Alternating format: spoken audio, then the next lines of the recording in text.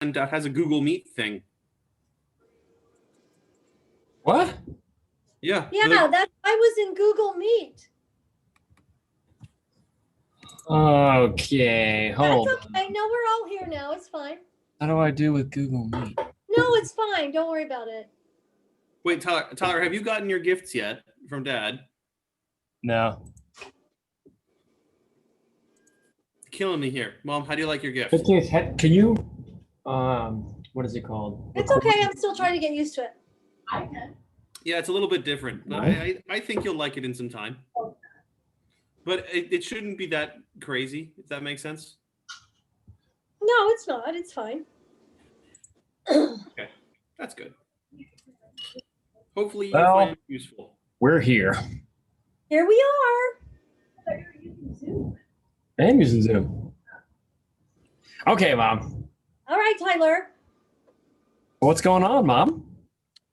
Just a usual Saturday fun, you know, Oh, yeah. like wash and going to the grocery store and all those exciting things that I do in my life on the weekends now. What'd you get at the grocery store? What did I get? I got some bread and some cheese and a Coke Zero. Jeez, Mom, that Ooh. sounds like my kind of shopping trip where you get like 4 things and then leave because you don't really need anything. You're just leaving the house to go to the grocery store. No, those are the things that I forgot. I went last night. And How was it's your crazy. workout today? Oh, it was good. I really liked it. I love the pillow. I feel so much better after slamming it on the floor. Well, that's The good. pillow was my favorite part. Oh, and that Casey kept forgetting the count. I felt so much better. Like, Is Casey having pregnancy brain? I think so. Is she over there? Yeah, she's eating lunch. We're talking about you, Casey. Your class was awesome. Casey, come join us. And Casey even talks to me, even though supposedly no one can see me. So that's good. How do you know no one can see you? Well, because I have my camera off. Oh, during the workout. During the workout. Yes. Yeah, I only have Casey in my thing, so I can see what I'm trying to do. Nice. So what have you been doing You today? can turn the video off for just other people. No, I don't see her either. No, I have to do it. She taught me that when we were doing our Sunday class together. Because that's what she does. Here she is. I just made my lunch. It's in a silver bowl. It's not pretty. That is a pretty big lunch. No, well, it's just greens. Oh, Casey, are you all right Pretty over there? good. You sound very disappointed with your lunch. Well, I'm just not motivated to make things. welcome to my life. And we don't have a lot of like salad stuff right now. It's like cooking vegetables, but not like raw vegetables. So are you guys also like really unmotivated to cook anything or to like do anything these days? No. No. Like I look around and I it's like, am. what do I want to I have for think that dinner on the today? It's baby. like pasta? I was really proud of myself. I finally made dinner Wednesday night. Oh no, Thursday night. Because I have been eating, like when Mike comes over, we'll order food. I can have, out of one entree, I can have 4 meals out of that. It's insane, right? But I finally cooked on Thursday. I made our thing, Daniel, only I've expanded on it. Our chicken parmesan. Yeah, how would you expand it to? Oh, Mushrooms? but there's no chicken in it now. There's mushrooms and spinach. And I think I was thinking about putting black beans in there, but I don't know if that would No, be that I think that would go against the kind of tomato sauce vibe. yeah. But anyway, so yeah. So what about you, Tyler? What have you been doing today? Just organizing and working. Making videos. Yeah. I saw you send out the Oma videos. Yeah, I made a little playlist of that. I did a couple of videos for my clients. I did, because each, like, there's different phases. So I made different phase explanations for all the people because everyone's like asking questions and it's a lot of repetitive stuff. So I just made that. So hopefully that'll be good. Wait, Tyler, Good. people ask you questions? I thought people were like me and were just like, this is what the workout says. This is what I do. No, people ask me questions like every day.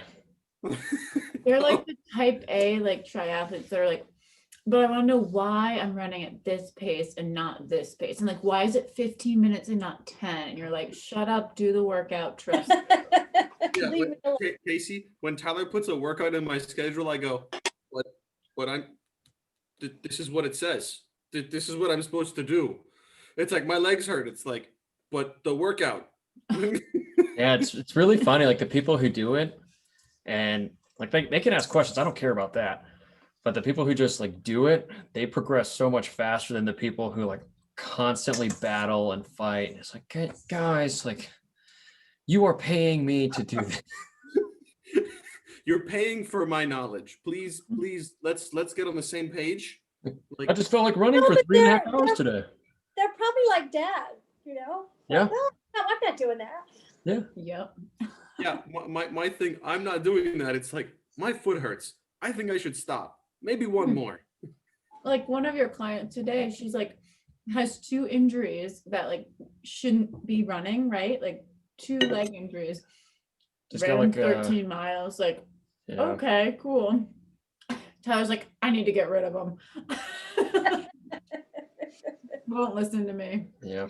Oh, Tyler, I did have a question about this. So I actually, Casey, you probably know a little bit about this injury recovery one as well.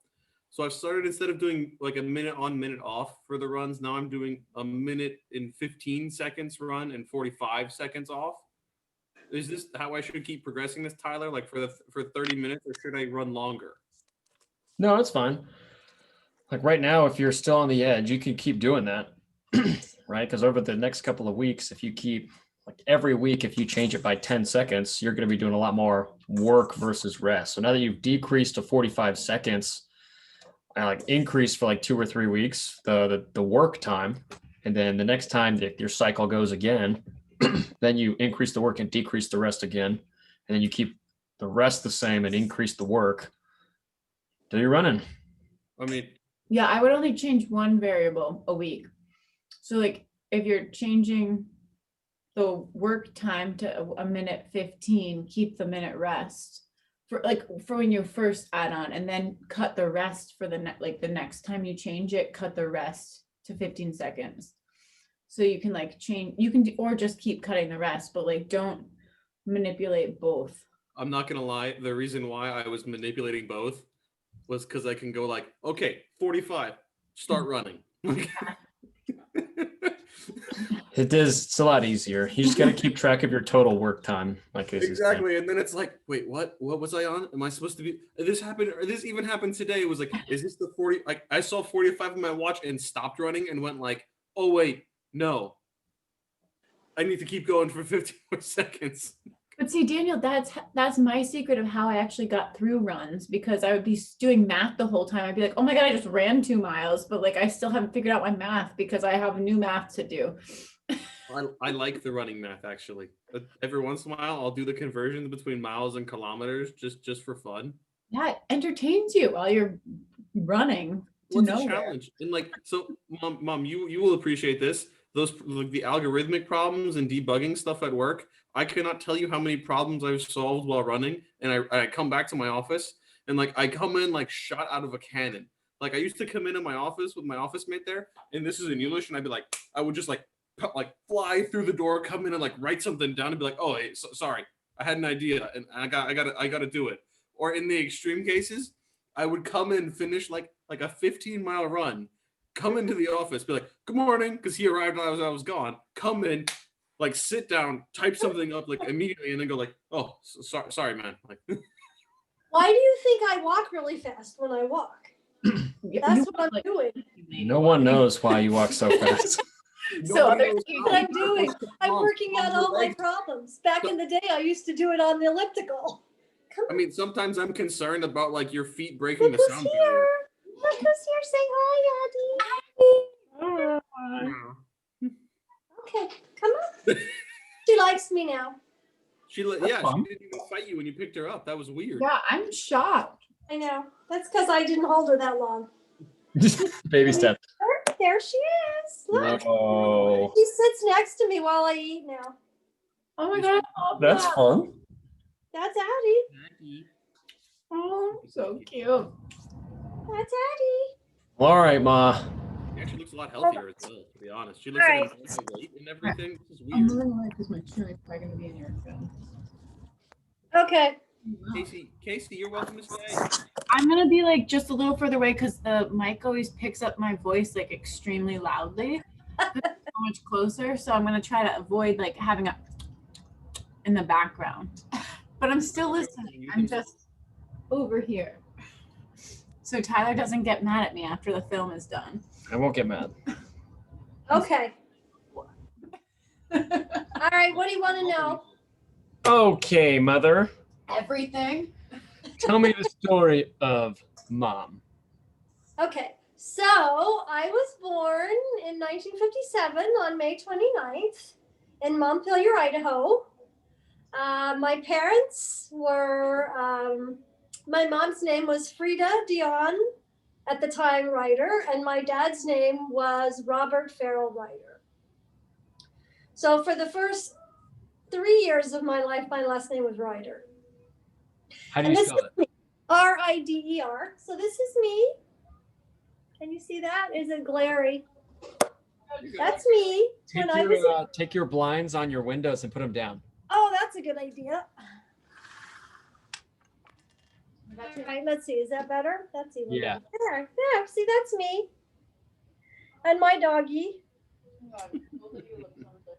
Anyway, so my mom and dad didn't stay married very long, and I actually never met my dad till I was 13.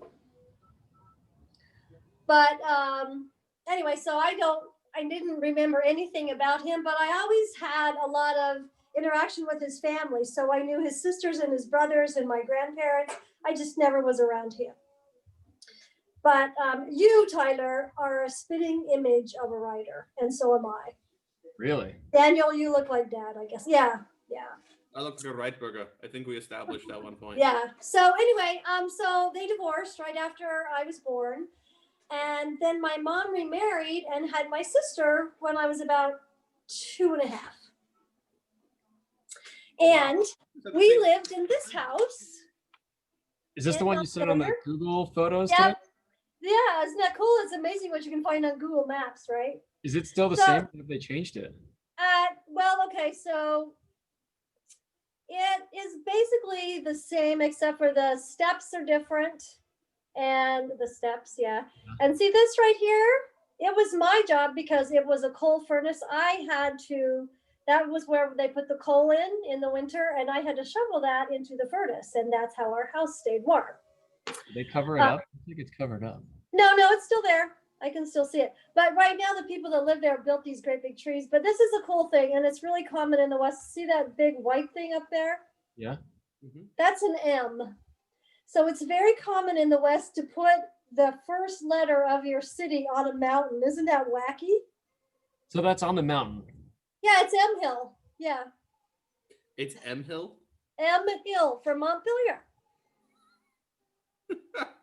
Anyway, so I was amazed that the house still looks pretty much the same, except for there's a lot of trees around it. So the other thing is, this is where I'm from. I don't know if you looked at any of the pictures that I sent. This is Bear Lake.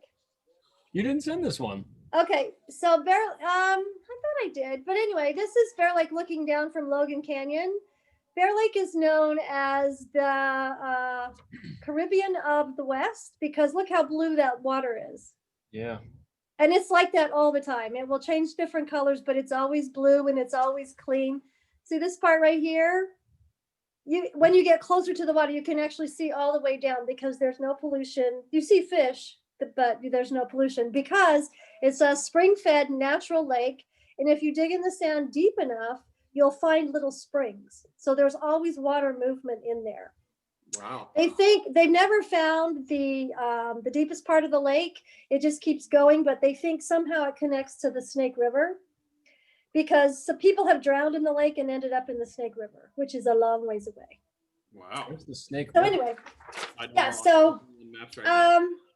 so I was born in Montpelier. Wait, Mom, hmm? Where's the Snake River?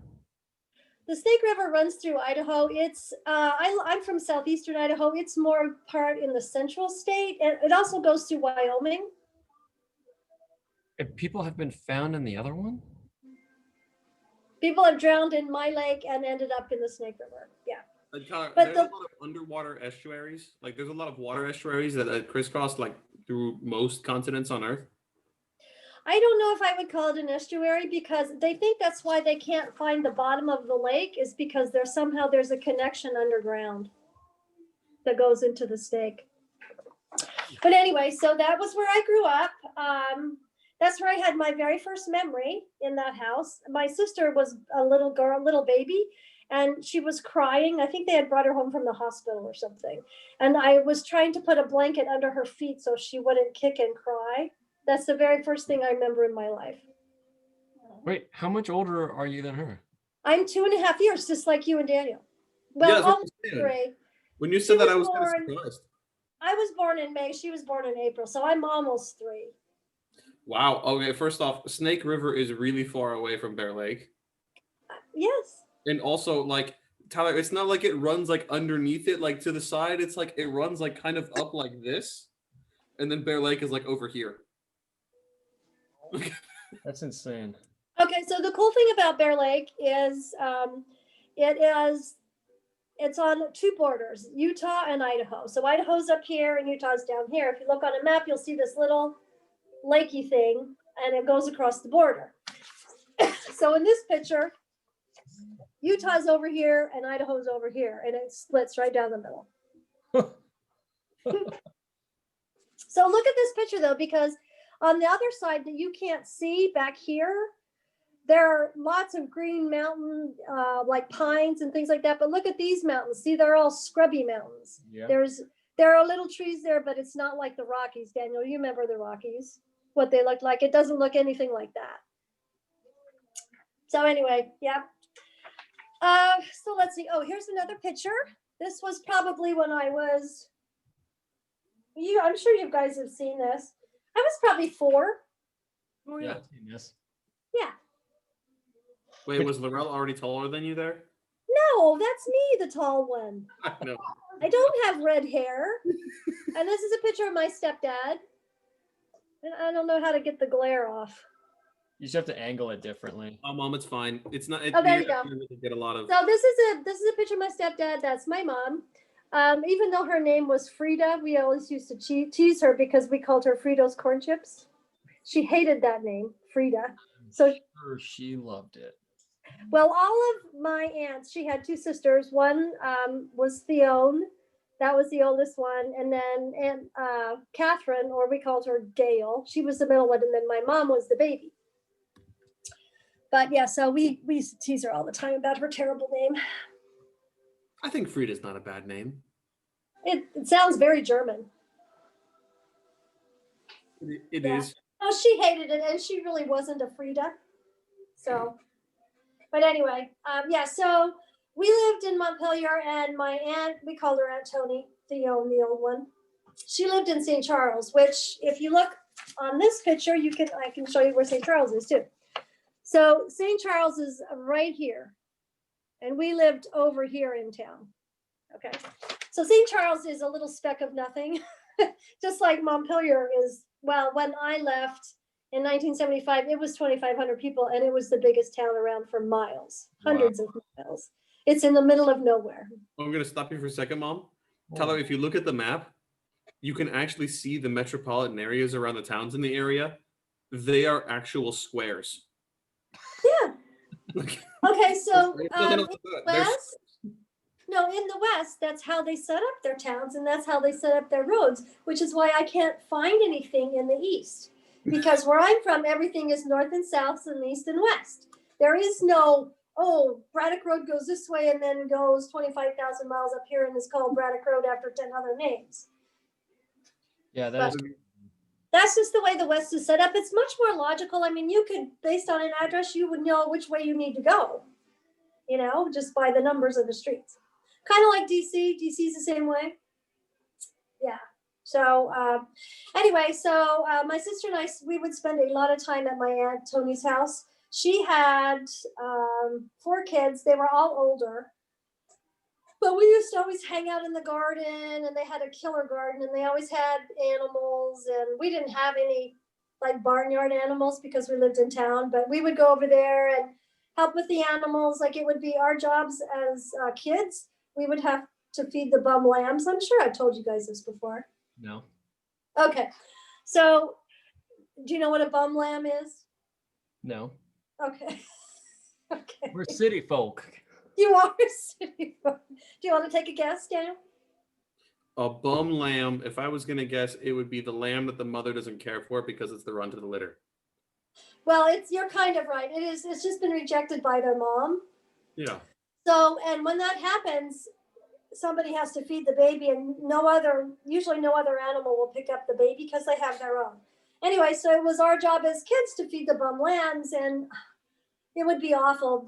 My aunt would wake us up about 3 or 4 o'clock in the morning every morning, and we'd get dressed and we'd go downstairs, and they had big Coke bottles. Do you remember the old-fashioned green Coke bottles? Yep. Anyway, they would fill that up with a special formula, and then they put this great big nipple on the top. And off to the barn we would go. And they'd be waiting for us. They'd be crying. They'd be so hungry. So the trick, though, is that you had to hold on to the nipple because it was just stuck on the bottle, and they would pull it off. So I used to feel so bad because I was the littlest one. Laurel didn't have to do it because she was still a baby. But I was the littlest one. And so, you know, it only happened to me one time that the lamb grabbed the nipple and yanked it off, and milk went everywhere. And that poor lamb was going to go hungry until that night because that was all for that lamb, and it was my fault. And so I felt really bad about that. So I learned really quickly how to not let that nipple come off that bottle. So, and my lamb forgave me, but I felt that. What? You kept feeding it. Well, it wasn't. They wouldn't. It was just whoever got to you first, you know. And they're in a hurry. So. Oh, Tyler. Just for some background, St. Charles has a population of 131 in the 2010 census. Okay, so when I was growing up, it was probably like 35 or 40. And there is a sign like to get to my house in Montpelier, you went from St. Charles, and then you would go around the lake basically, and then you'd get to this town called Ovid. It had a population of 10. Jeez. There's even a sign that says population 10. And then you get to Montpelier. Montpelier was the big deal in the valley because the train stopped there. So back in the day, that's how they got all their supplies and everything. And at one point, I think my stepdad did work for the railroad, but not very long. My parents had a million different jobs. They weren't educated people. My dad was a bartender for the longest time. My mother was a bartender too. And we used to that's what we did on Sundays after church. If we went, they never went, but my sister and I would go. We would clean the bar. So I knew how to make drinks when I was like 10 years old. So why did the two of you go, but your parents didn't? Okay, so they weren't really religious, but they didn't mind that their kids went to church. And when you live in the middle of nowhere, church is, that's the social activity, right? So we would go to church because that's where all our friends were. There was always activities. There was always fun things to do. There would be always food. You know, we always, and the Mormons are big social people. There's always something going on at the church, not necessarily like a sermon or anything, but there'd be dances, there would be volleyball, there would be all kinds of activities, you know, and it was just a fun thing to do because that's where all your friends were. Mm-hmm. So when did you start going to church? Well, okay, so the Mormons are different because you get blessed as soon as you're born, but you don't get baptized until you're 12. So I would always, I think my first memory of going to church was probably when I was about 5. And I just go. You go without them when you were 5? Yeah, just go with my friends, the next door neighbors. Everybody was going to church. There were a few people that didn't go. My parents weren't one of them. But yeah. 2,000 people. You almost graduated with more people. What? Where are they gonna go? But also you probably trusted. Yeah, you trust everyone. You know everyone. Well, you do, and that's the beauty and the terrible thing about growing up in a very small town. You know way too much about people and things you shouldn't know. But yeah, and everybody the Mormon community's like that anyway. They look after each other, you know. So if I wasn't at church like 2 or 3 weeks for whatever reason, the bishop would come in and say, "Oh, Tracy hasn't been to church. Is she okay?" And they'd say, "Yeah, we were out doing something or whatever." So was your family like a part of the community as well, or were the two of you more part of the community? Like the Mormons, as in my experience, are very accepting people as well, but also slightly exclusionary for church events. No, the Mormons are definitely not like that. Anybody can walk into a Mormon church and be welcome. They may try to convert you, but you're always welcome. Like Scientology? Yeah, they're not. Okay, so the Mormon church, I had a lot of problems with the Mormon church when I was growing up because they were very, very strict. And one of the things you had to do, even though it was a public school, is you had to go through, it's called seminary, where they teach you all about the Book of Mormon, which I don't even know how they did that, but back in the day, that's what you did. And they were just very strict, and they wouldn't discuss anything. It was, this is the way it is, whatever. But they've changed a lot now.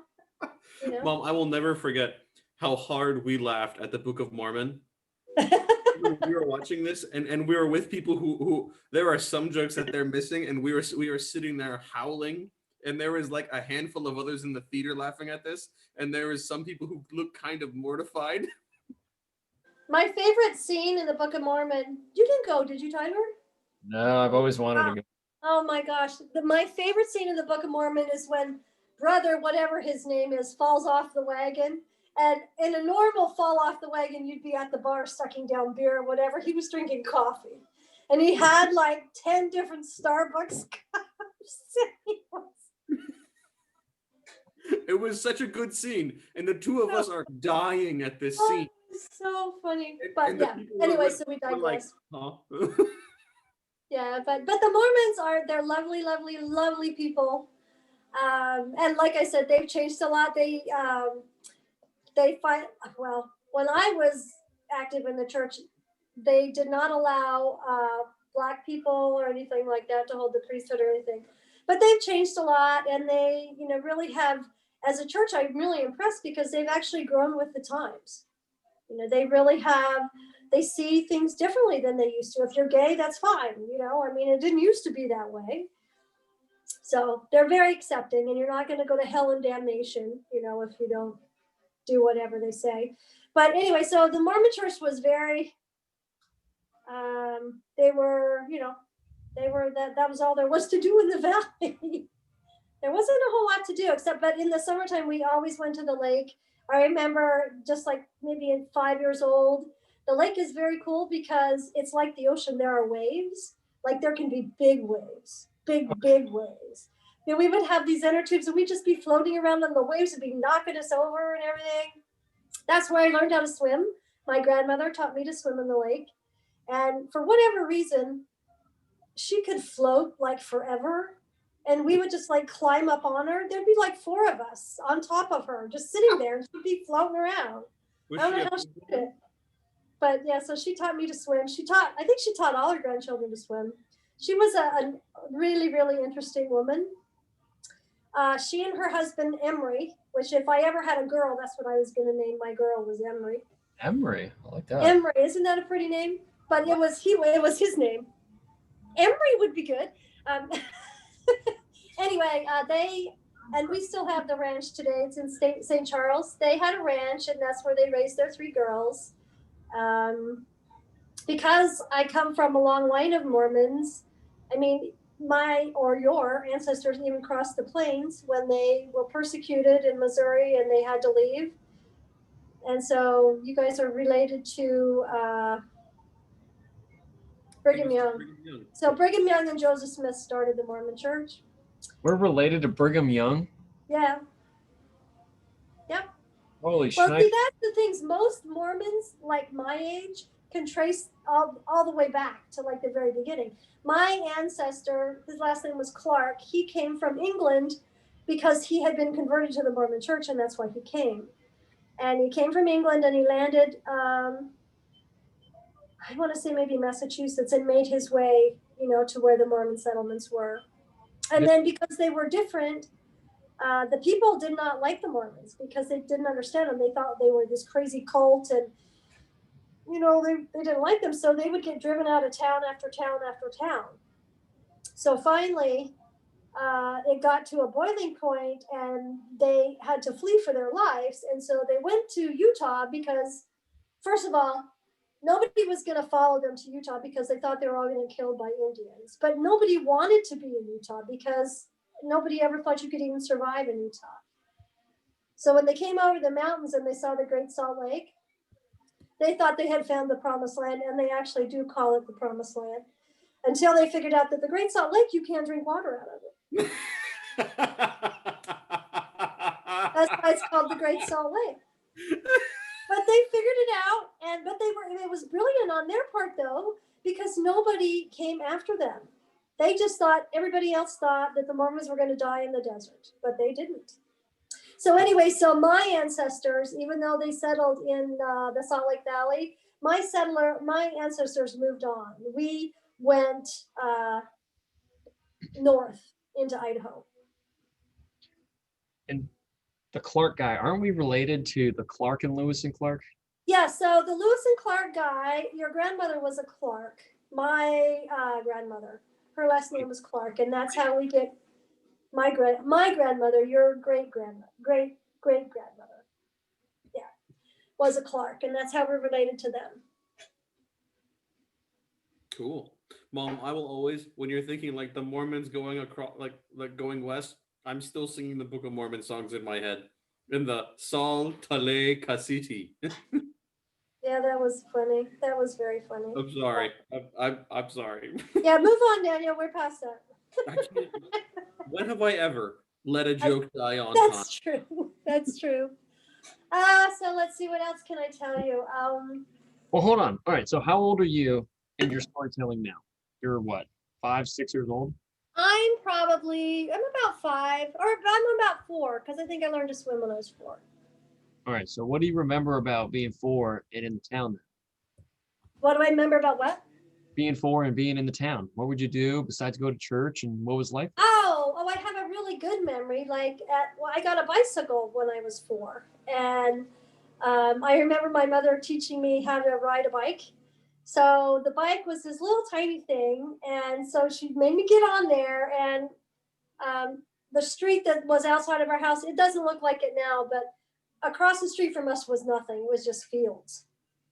And so there was like anybody that was going to come down that road lived down that road. So there wasn't a lot of traffic, right? So I remember her like running with me on the bike, and because I didn't have training wheels. The training wheels cost money, so there were no training wheels, right? So I remember her pushing me in, and she's like, pedal, pedal, pedal, and I'm pedaling as fast as I can. And then some point she must have let go, because I'm like, I'm going. I turn around and she's down there, and I got my, crap, obviously. But she came back up and dusted me off and got me back on the bike, and off I went. And then it just seemed like overnight I could ride a bike, and then I was gone all the time. I'm sure. And I was like 4 or 5 years old, but all my friends were like that too, right? We get on our bikes in the morning, go wherever, we'd just be driving all over the place. Now 13. It's in your blood, Mom. You're just an adventurer. I know, I guess, but I mean, I remember when I was little in my town. Okay, so it's a very small town, and in the middle of Main Street it was a great big median, probably 20 feet across, that went all the way down Main Street, and there were pine trees, which had to have been, I mean, they were giant. They were probably 20 or 30 feet tall. Wow. And it was beautiful. And so at Christmas time, when it would snow on them, we would all walk up there, and we'd be walking in the main, in the little median. The cars, there wasn't that many cars or anything, but it was a beautiful, cute little place to grow up. But everybody knew everybody. So if you did something bad, you better believe that your parents knew about it before you even hit the door, because they were going to call and say, Dion, your daughter, blah, blah, blah, blah, blah. And then I'd be in big trouble. So that kind of kept you on your toes, right? You knew that if you did something wrong, you better fix it before you got home, because there's going to be hell to pay. So, yeah. Casey was laughing earlier about the bike thing. You're like driving around at like 5 or 6. She's like, yeah, nowadays 13-year-olds aren't even allowed out to ride their bikes. So that was the other thing. I don't know if I was 5, but I'll bet you I was at least 6. Well, probably 6 or 7. Literally, we would get up in the summer, we'd do whatever chores we had to do, and we would be outside all day. And we would come home for lunch, and we'd be outside all day. And then the rule was you had to be home by dark. Well, but you know what? In the summer, it doesn't get dark till like 9 o'clock. Yeah. So we would be out all day long, which is why I always made you guys go outside. You drive your parents crazy if you're stuck in the I house. was gonna say, yeah, and we would drive you absolutely mental. Well, I feel a great amount of pity for all of those parents stuck at home with kids who are like 9 and 10 years old right now. Well, they're trying to find stuff to do, I'm sure. I think But the other thing too is that my mom, ever since I can remember, she was either a waitress or a bartender, or at one point she had an office job, which she hated. But anyway, so when I was growing up, my mom always worked nights. So, you know, she didn't want anybody around her during the day to wake her up. So, yeah, so we would be out, you know, doing our thing, and we would do all kinds of stuff. We would make mud pies. I got into big trouble one time. This was probably when I was 4, probably 4 or 5. There was the bottom of our driveway, we didn't have a sidewalk, and it was just mud all the time. So we would be out there making mud pies and, you know, doing all kinds of stuff. And I made my sister eat a mud pie. Well, I made her take a bite of mud pie. Of course, she told on me. She was 2. This 2-year-old eating mud pie. And I got in big trouble over that. But that wasn't the first time. I mean, I wasn't a very good big sister. Although when I was 5, I was still nice. You know, I didn't get kind of mean till I was like 10. But It was a slow descent. well, it wasn't that I was mean. It's just that she had it was unfortunate because the kids that were in our immediate area, they were probably my age or a little older, and there was maybe one person that would have been her age, and that person didn't even live close to us, so she always hung out with us, you know. So Yeah, that's the curse of living in a small town. You're always around your siblings. but no, it was fine, you know. But yeah, but she was okay. She was fun. Yeah, she seems to have turned out all right. Yeah, she's okay. That jury's still out sometimes. I mean, I sometimes I'm not sure.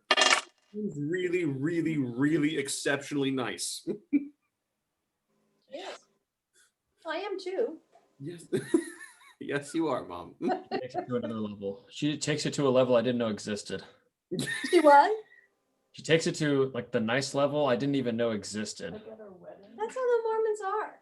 And you know what I really like about her? She loves to gossip. She loves to talk to people. What did we? Oh, remember when we gave her the assignment to find out about?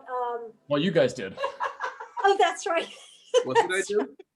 Yeah, were you there? Yeah, you were there when we gave Aunt Laurel the assignment to find out about Deb's husband, if he was dead or if he would.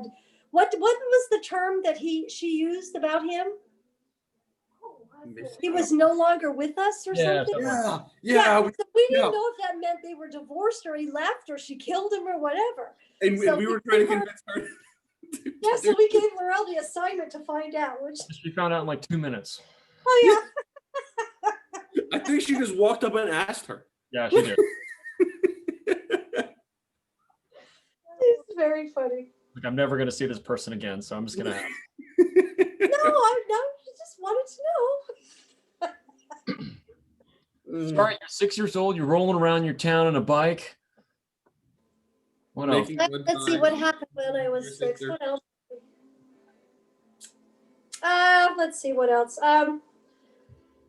Oh, so in the wintertime, because, you know, we would have these terrible blizzards and everything, we would, again, we get up in the morning, have breakfast, and we'd be outside in the snow all day. And we would make all these we would make snow tunnels. They were so cool. The snow would be so deep, you know, because That I mean, sounds so dangerous. yeah, so we would have snow tunnels everywhere, right? So we'd be under the ground. We were like little moles, right? But it was kind of cool in there because they wouldn't melt either because once it started snowing in September, it didn't melt till sometimes May. So What? we'd be out in our tunnels all the time or on our sleds. Oh my God, remember that M hill I showed you? Yep. So we would sled down that. You were sledding down a mountain? Yeah. Why not? I mean, if it's there. Well, I showed you the mountains they're not, I mean, there's not a lot of trees. Like, see, it's Wait, those hold on. scrubby things. Mom, I gotta ask. So you come from those mountains and you talk trash about the Appalachian Mountains? Okay, so this is a valley. It's 5,000 feet in the valley. Okay? The Appalachian, Daniel, not the Appalachians. The Appalachian Mountains are very, very old. That's why they're like bumpy. I know. I just remember you calling them foothills many times. I know, that was kind of, yeah, that wasn't very nice of me. Well, they But are anyway, so in the winter, my mom or whoever was around, some mom would pile everybody in the car with our sleds, and we'd go up to M Hill and we would sled all day, all day. But it wasn't like anybody was taking us up the hill. We would be trudging up with our little sleds. Oh my God. I remember one time my sister, and I don't even know how it happened, but she went down the mountain and there was a car that was crossing the road and almost ran over her. It was pretty scary. I remember watching that happen, and it was awful. It Sure. didn't hit. Call home. Yeah, that was before cell phones. We were pretty safe then. But yeah, I mean, so in the winter we had lots of fun. We would, tunnels and sledding down mountains. Safety doesn't seem to be of top priority. yeah, but you're low to the ground. You just roll off. And that was back in the day when you had sleds, like with runners. That was probably the worst part. If you got run over with a runner, that probably wouldn't have felt too good. But then we would go up to the park. There was a park, I don't know. It'd probably on our bikes, it probably took like a half hour to get there. So somebody probably had to give us a ride to the park. And then we would ice skate, and they would have, in the parking lot, they would freeze the parking lot. And then they would have these great big bins with fire in them. I don't even know what was in them, but you could roast marshmallows and have hot dogs, but it was all outside. I mean, nobody was inside. It was fun. That's crazy to think that, oh, it's a blizzard. Let's go hang out outside. Well, okay, so when it's a blizzard, you don't really go outside because the blizzard is just like a hurricane, only with snow. One time they call them Bear Lakers because the blizzards, I don't know if they have them anymore because of global warming, but one time we had a blizzard and it was the snow. Let's see, where's the window? Okay, so this would be the front window. The snow was halfway up the front window, the blizzard. In a day? I think it probably lasted overnight, but yeah, you could get like 15 inches of snow overnight. And I remember my dad opening the door, but because we had that little alcove thing in the front, we could open the door and get out, but there was no way you were going to open the garage. So. Shoveling sounds terrible. Oh, it was awesome. It was nice because the other thing in the winter, you always had to plug in your car. I'm sure Casey knows about this in New England. What's plugging in the car? Casey, come join us on camera. No, she's busy. So you have to plug in your car so it would start in the morning. It would be like it would keep the battery a little bit warm. It was like a low level. And I don't know if the cars still have to do this anymore, but you could see there would be a plug sticking out from, under the radiator, and you just plug in the car so the battery would turn over the next morning. There's the other one. If it gets entire in the places that get like really, really super cold, with the old oil, they had to put a heater in it that you'd plug in to make sure the oil didn't freeze. Now, maybe that's why we did it. I don't know. I used to always be afraid, though. This wasn't when I was 5, but even when I was 5, I was sneaking animals into my bedroom, like little, stray animals, stray dogs, stray cats. And because we lived on the single level, on the main level, I could open my bedroom window and climb out. So I would climb out and I would gather up whatever stray animals I had found, and I would bring them into my bedroom. My dad drove him crazy. Yeah, I bet. Why are there fleas again? No, he was okay. So my stepdad was a very complicated man. He was an orphan. I don't know how he became an orphan. So he was raised by 2 aunts, which we always thought they were a little odd, but whatever. I mean, that was just his way. But he had definite opinions about things, and so did I. And we'll talk more about that later when we get older years. But he could not understand why I thought it would be okay to bring animals in, and he definitely did not think they belonged in the house. So that was probably the beginning of our, yeah. So because it's so cold, okay, so my favorite dog is Maisie. So animals do belong in the house. Actually, that's not true. My first pet's name was Bouncer, and I probably got Bouncer when I was 4, because I remember being sent to my room and crying on his back. He was a black dog. He was Pekingese and Pomeranian. He had really long black hair. And I remember he let me do anything to him. He was like a stuffed dog. And I would be sent to my room, but Bouncer could come with me. And then I would just cry and cry and cry on his back. I'd have black hair all over me. Bouncer was the best dog. And the cool thing about Bouncer was, because my family didn't have any money, so if your dog was in trouble or when it was sick, it didn't go to the vet. It either made it or it didn't make it. So Bouncer, for whatever reason, his baby teeth never fell out. So he had these teeth that stuck out in his mouth. So he looked all gnarly and mean, but he was a big marshmallow, right? He was just he wouldn't hurt a fly. But he looked so mean, everybody was afraid of him, but I loved him. Bouncer went everywhere with me. That's awesome. And So Bouncer lived, Did he like he follow you was on the bikes and probably, everything? huh? Did he follow you on the bike? Yeah, we would have to tie him up because he would run with us. So Oh, okay. yeah, we didn't want him to run away or get hit by a car. Yeah, he wasn't happy. He would cry and cry and cry. But yeah, so even Bouncer, who my dad liked, he was always in my room.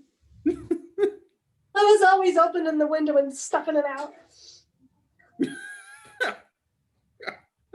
Well, now I understand where I get the animal thing from. What about you, Tyler? I think you got it. I think you got it from Mom as well.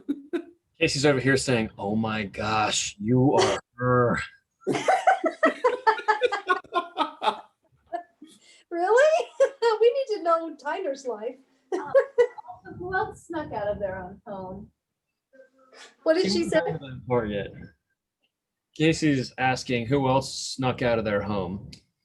Oh, Everyone sneaks out, Case. All right. No. that's for later. He's probably referring to when I would hide apples in my backpack. Your squirrel. I would squirrel them away. Why? Sneaking things into places where they shouldn't be.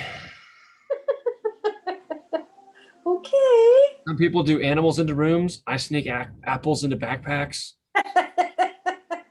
Forget Tyler, about it you were like once. you are the world's worst person at deflecting things. Like you haven't deflected at all. Do you remember one time, I think you were cleaning out your backpack and you took out a cheeseburger from swim team and actually had the nerve to ask me if I thought it was still okay to eat? Oh my God, gross. Is that the time where it had like the mealworms in it? I don't know. I It just was, looked like, at it. green from mold or something. Like, Happened a bunch of times. it was past green. Like I remember that. I remember was one time like you left a like what was it, a lunchbox in your backpack for like 3 months or something. And Like took over it to summer? Yeah, over summer. All right, let's see. What else do I remember from being under 5? Oh, okay. So I told you about my Aunt Tony, and she lived in St. Charles. And we were poor, but Aunt Tony and her family were really, really poor. I mean, she fed a family of 6 on nothing. But they always had a big garden. So we would always have to go out and weed and do all that stuff. And we'd be out there, for hours and hours pulling all the weeds. And my Uncle Dewey would, without fail, always catch me eating peas, and then I'd be in trouble. Because it's so hot out there, and the peas were just there, and they were just so good. But he would have a royal fit because, that was their food.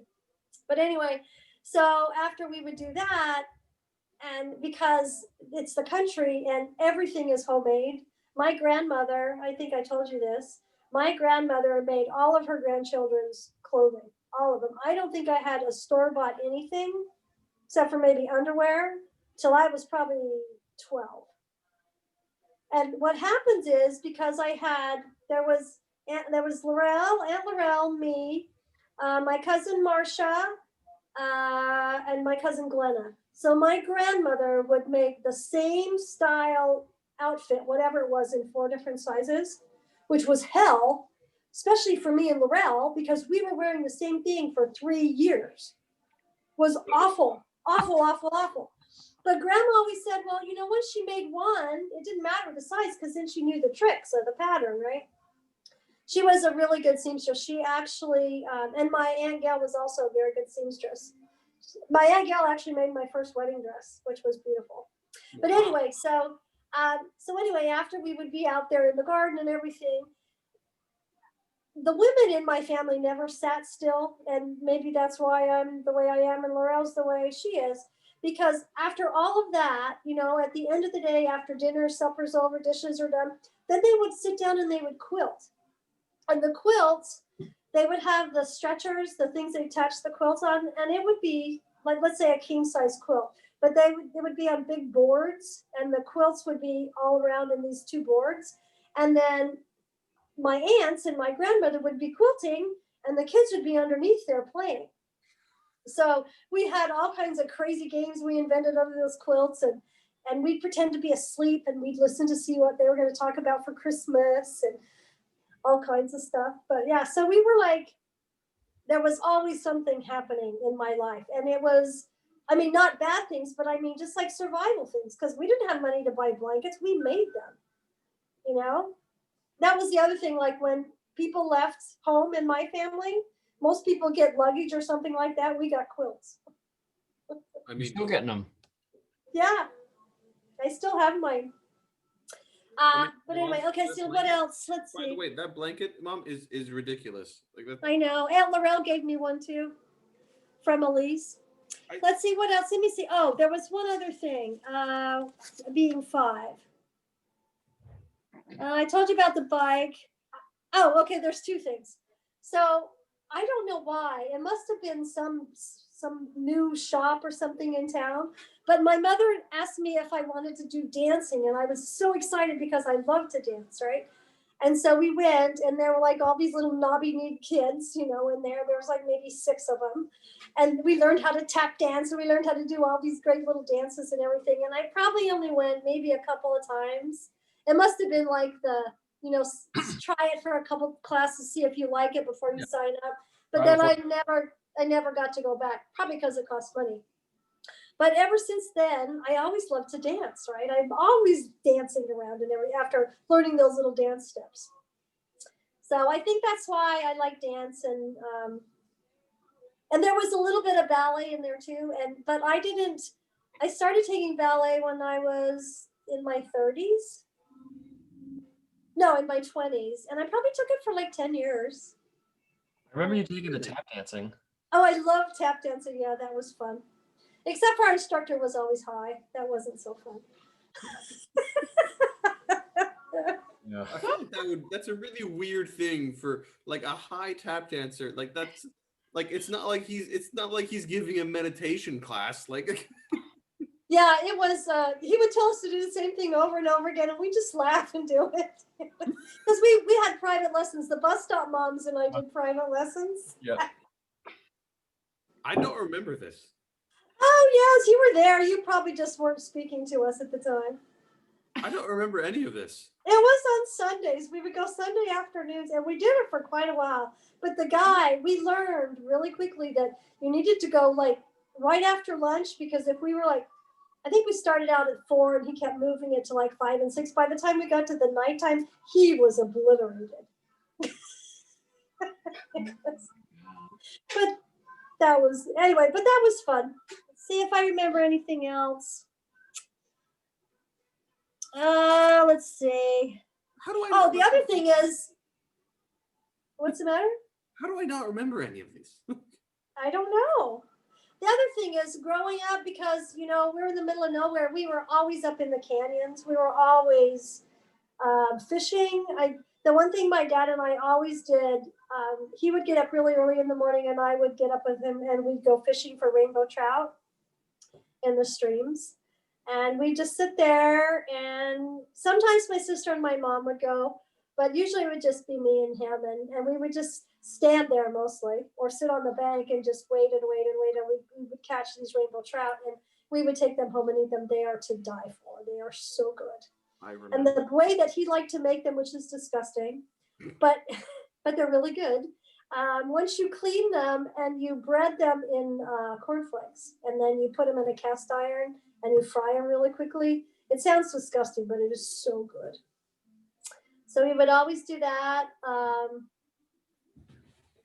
We went to the lake a lot. We were always in the water in the summer, always, always, always. Sometimes my cousins would come.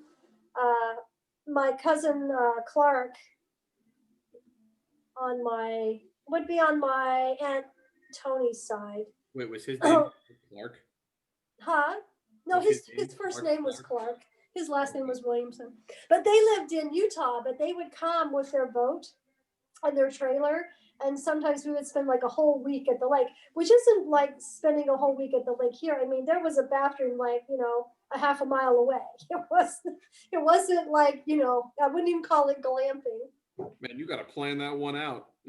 Yeah, but we would be out there all day long, and that was before sunscreen. I mean, my parents never used sunscreen until I was probably 8, which is why I have major skin damage. But we were always outside people, always, always, always. Sometimes if we got really, really sunburned and our parents were being nice to us, they would pile us in the car and we'd go to this place around the corner from where we were camping called the Hot Springs, which was also run by a cousin. See, everybody's related out there. But the Hot Springs was basically this huge Quonset hut with this monstrous swimming pool in it. And it was heated by the hot springs right outside the door. And they actually had to put cold water in it because it was so hot. But it smelled like sulfur so bad. I mean, it was like, oh, it's bad. But my grandmother used to love to go there because they also had these little pools around the perimeter, like in little rooms, kind of like a precursor to a hot tub. And she would lay in the hottest water. I mean, I was like, Grandma, you're going to fry in there. And she'd come out and be bright red. But we would play in that water. And it was a huge pool. So we would do Marco Polo and, we had a blast. It was fun. And then we'd get out of the pool and they had like a little, there was like arcades, video machines you could play with. But then there was like a grill there and we'd have these awesome fresh hamburgers and so much fun. And then we'd be exhausted. So we go back to our little camper thing and go to sleep. I'm exhausted just hearing about it. That's really nice. I mean, the moral of the story, when 0 to 5 years old, you never slept and you were just moving all the time. See, Tyler, I told you, you're me. Yep. Except for you're a better sleeper. As you're telling these stories, I'm like, oh my God. Childhoods are very similar. I don't know where I fit into this because I don't really remember. That is not a lie. That is the 100%. Like, that's not even a bit. I really wish it was. It's like you guys are talking about these memories, and I'm going like, what was I doing?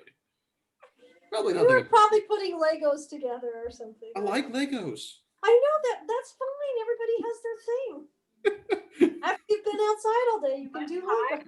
Legos. Oh no, Casey, I'm pretty sure I was sorting rocks in the wild as well. Like, I'm sure Tyler made you eat a mud pie too. I did not. I never did that. no, Mom Tyler would tell spent, that Tyler story. spent our childhood trying to like separate himself a little bit from me, and then like kind of coming back a little bit close, and then being like, "Oh yeah, I'm good." Well, I wasn't really a nice sister. I remember in our basement, it wasn't finished at the time, and so it was like this. You went down there to wash, which was always scary, or to put coal in the oven or in the furnace, which was even scarier. But we would go down there and we would play dress up. I don't know where my mom found these old dresses, but they were like, I don't know, they must have been like prom-y kind of dresses, but they were for little kids. And we would roller skate down there with these dresses on, and we'd be like zooming around, and there'd be a pole in the middle. We'd grab it, and we'd go all the way around. I love that. That's awesome. That's crazy. I forgot about that until just now. But anyway, the other thing we had down there was like all the little girl stuff, like there was a kitchen and all kinds of dolls and everything. And my friends would come over and we'd play house or whatever. And Laurel had to be the maid. Wow. Oh my God. I'm sorry. was proud I of all of enjoy the this. usage of "had to" there. And we wouldn't let her have any clothes for her dolls. God, and she's the nicest human being. I don't know how she turned out. I know. I know. Which, if anything, makes it even funnier. Like, And then, like, if she was the maid and we were having hors d'oeuvres, do you remember those? There was cereal. I think it was Captain Crunch or something that was like in these little round shapes. Yeah. Some kind of cereal. We would make her put butter on there. Oh. We would be having a cocktail party. That wasn't when I was Like 5. I think two? that was when I was 8. okay. Very advanced 5-year-old. Oh my Yeah, God. no, that wasn't when I was 5, but I was well on my way. Yeah, but see, notice how the younger one just learns all these things earlier because she's forced to do them. Yeah, really. She learned how to make hors d'oeuvres at age 5. No wonder now she's like, what's the next thing I can do? I guess I'll make a chicken coop. Like, Yeah, we should have they've done that too. yeah, Yeah. that's what I mean. But I mean, Well, I think growing up in a small town is really nice because, you know, you really do form lifelong friendships and, you know, and especially when you're in a valley that it's 3 hours to get anywhere. I mean, you can go in the valley, but if you're like, if you had a major medical problem, we did have a small hospital there, but it's 3 hours through the mountains to get anywhere. Probably And not the in much largest now. city was Logan in Utah. Yeah, okay, so Logan, yeah, it's probably, Logan is the first city that, and it's not a big city. It's the first city that you reach once you get through the canyons. Like And 50 actually, on my dad's side, one of the Masons that built the Logan Temple, you'll have to look it up. You guys are related to him too. So we're actually, Daniel, do you remember Oma was saying that one of our relatives on her side built the stone for the cemetery over there in Germany? One of Yeah, the he built the headstones. He carved headstones. we He come was a from a Mason. big family. Have you not figured that out yet? What happened to me? You just didn't get it. Do you want to be a Mason? I can draw like a bug man and that's it. These guys are building like, Okay, so I can't do I anything can't draw either, anything. Tyler. I'm good with patterns. Patterns are like my lifeblood. Right. That's both literally and figuratively true. Right. Being our- Okay, so I always said, or my mother always said, that when God was giving out talent and craftiness and things, that I was outside playing with the animals because I didn't get any of that. And my whole entire family, they're crafty, they sew, they knit, they paint. Bethy is a graphic artist. I mean, they play instruments, and what do I do? Oh, that was the other thing that happened to me when I was 5. My grandmother tried to teach me to play the piano. She taught all of her grandchildren to play the piano, but me. She tried to teach me. yeah. She tried to teach me, but I really just like to push the pedals at the bottom. Oh And my so God. she'd be trying to teach me, and I'd be doing the pedals, you know, and she'd be yelling at me. And my grandmother was a very patient woman. You know, But anyway, so one day during my lesson, I wouldn't push the pedals down. And I feel something, and I was like, "Oh, look!" And I bent down, and there was a dead mouse. And I picked it up, and I gave it to her. That was it. I didn't have to take piano lessons after that at all. I was off hook. I was allowed to go outside with the animals. So I'm sorry, Mom. What, like, in all of this, Casey, you're 100% right. Tyler and Mom are 2 peas in a pod. Like it's 2 peas cut from like the apple, like saying the apple doesn't fall far from the tree is an understatement. It fell like straight down, and if anything, rolled a bit closer. Like give your grandmother a dead animal? I never did that, no. no, I'm just imagining Would Tyler have learning without piano. one. I'm imagining Tyler learning piano though, and I'm imagining it was the same. No, I think that I did try to do piano once and it didn't go very well. Right, but that's why, Tracy, I think you would have been better with the drums. I feel like that indication. I think I should have. That was never an option in my family. I don't think anybody ever discussed drums, but they all played piano, and that was the other thing that I remember as a little kid. When all the my aunts and my grandmother would get together, they would play. At least they would do duos, you know. And my grandmother and my mother played Rhapsody in Blue. It was amazing. Wow. But there was always a piano because that's a big Mormon thing too. They're big singers. They sing all the time in church, and there's always a piano. But yeah, I love to listen to my grandmother play. She was incredible. My grandmother is probably the person I admire the most in the world. Tell us more about her. Well, I think I started a little bit. So she and her husband, Emery, lived on the farm, and they raised, cattle or whatever. They had crops, but basically they were a self-sustaining farm. They supported themselves by what they grew, and the chickens, they sold the eggs and everything. And one night, remind me to tell you the story of the ranch house. That's for another time because it's after 3. I'll tell you this real quick.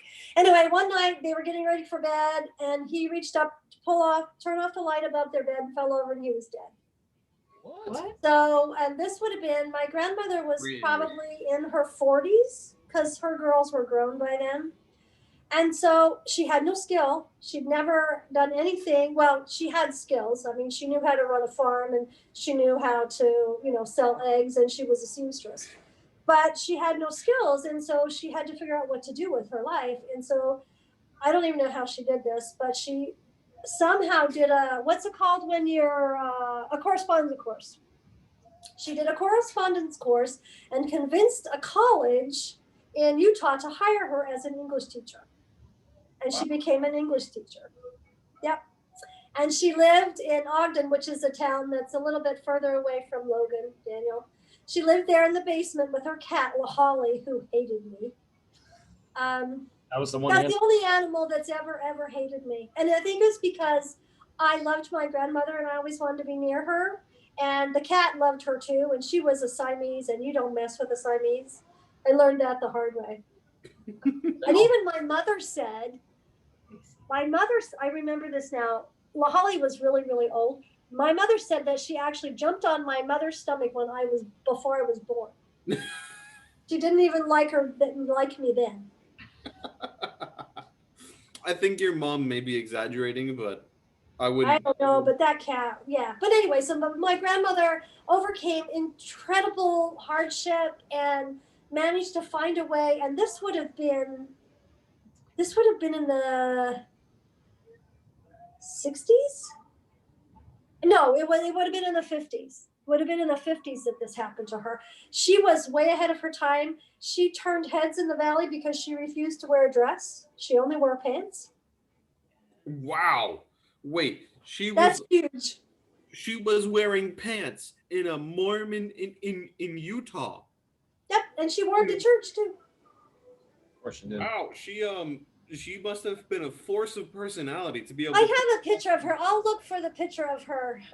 But anyway, she was the nicest grandmother to everybody. I mean, she never said a bad word about anybody except for my dad one time.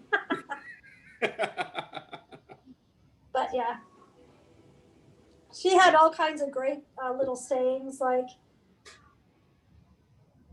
I don't know, something about dirty underwear. Don't go out. I think she was the one that told me to always have clean underwear on in case I got run over by a car. Oh, okay. Good point. That's fair. She didn't want to be embarrassed at the hospital if I had dirty underwear. Oh, that's great. Okay, so all right, we're up to what now? Well, with me in the picture, there's some jumping around. Sorry. That's okay. All right. I think we're like, what, 6 years old now? Yeah, I would say 6 to 8. Probably 6. Yeah, Just before 6. kindergarten, probably. Oh yeah. So I do remember kindergarten. This will be my last story. I went to kindergarten when I was 5. And I was really, really excited. I wanted to go to school. I thought it was going to be the coolest thing in the world. And the first day of school came, and my mother put me in the car and drove me to school, opened the door, shooshed me out the car door, shut the door, and I went running up the steps to go to school. And I turned around to wave goodbye, and my foot caught the edge of the sidewalk, and I slipped off into a big mud puddle.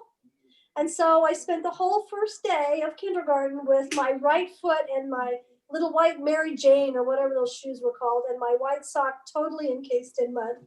Because when I turned around to wave goodbye to my mom, she had already driven off.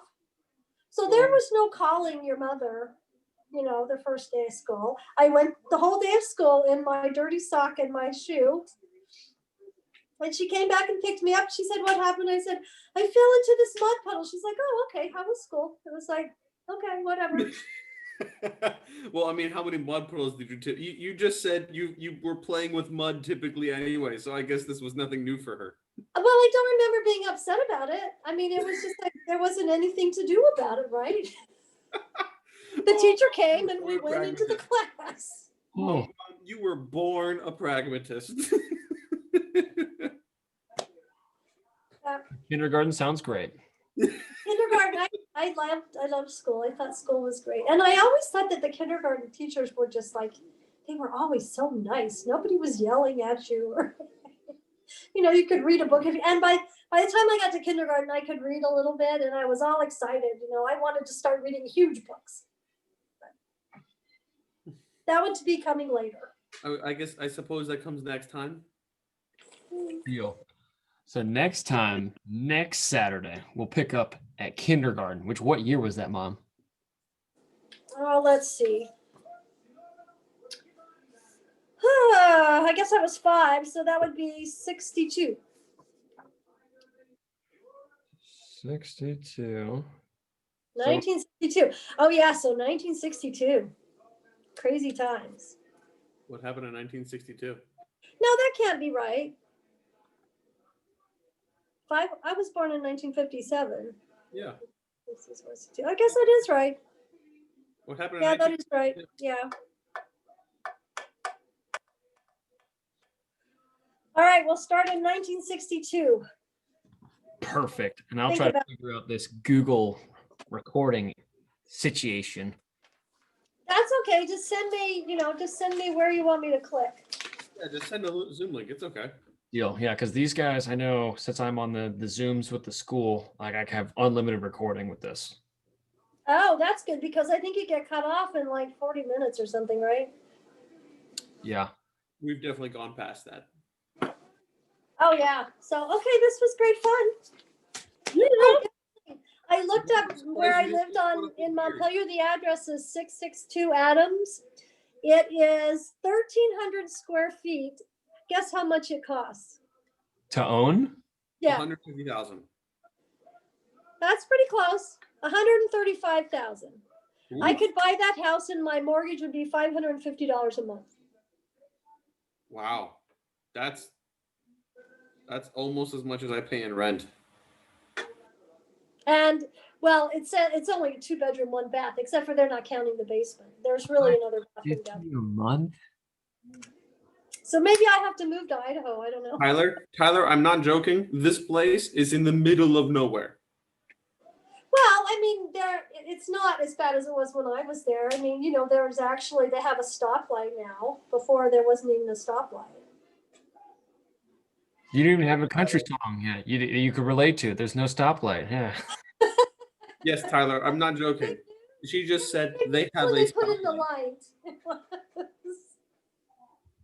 It was even bigger news when they put the overpass over the railroad tracks, so you didn't have to wait for the freight train. As far as I can tell, the nearest interstate is 2 valleys away. No, 89. 89 is right there. No, but that's just a route. Is that a highway? Well, it's a route. It's a state route 89. That's where the truckers all go. But I think it's That's only just a 1 lane each way road. yeah, it's only one way. It could be bigger now. No, I'm looking at the satellite image. Although I think there is Google Street View, but I mean from the satellite view, it's farmland. Well, if you're looking at 89 in Montpelier, I think it is like 4 lanes for just like a quarter of a mile, and then it goes back to 2. Yeah, in the That town, should take you all the way into Wyoming. it's up to 4 lanes. Yes, Right, that's what I was just saying. But then it goes right back down. I don't know why they did that. Turn lanes. I guess, yeah. But yeah, Tyler, having There's a reason it's cheap. So maybe you understand a little bit better now why I'm the way I am. Yeah, it makes a lot of sense why you like the dueling pianos stuff so much now. Also, the tap dancing stuff makes a lot of sense. Who doesn't like dueling pianos? Well, mom loved it for a while. Oh, dueling pianos? Yeah. There was like this bar that opened up here. Like what? It must have been like 15 years ago now. I think it was in National Harbor, right? Yeah, it was National Harbor or DC. I don't remember which one. I think National Harbor. But I remember, I like, remember when it that. opened, you were there like every weekend for a while. We loved it. It was so much fun. I don't remember going. You weren't there. We never did. I mean, I'm gonna be honest. My memory's pretty terrible. It's because you're trying to like think about it too hard. If you think about like a little thing, it'll like pop in. No, Tyler, my memory is actually super terrible. Like I appreciate your optimism, but I'm here to tell you, just no. You should start writing stuff down now then. Yeah, I should. If only I remember where the notebook goes. The cloud, put it on Google Docs. There you go. Just have to remember your password. You don't even have to Okay. type anything. You can do the voice typing and it'll type for you. I could do the entry for most days. So today I got up. I went to my desk. I worked. There was a lot of computer time for you.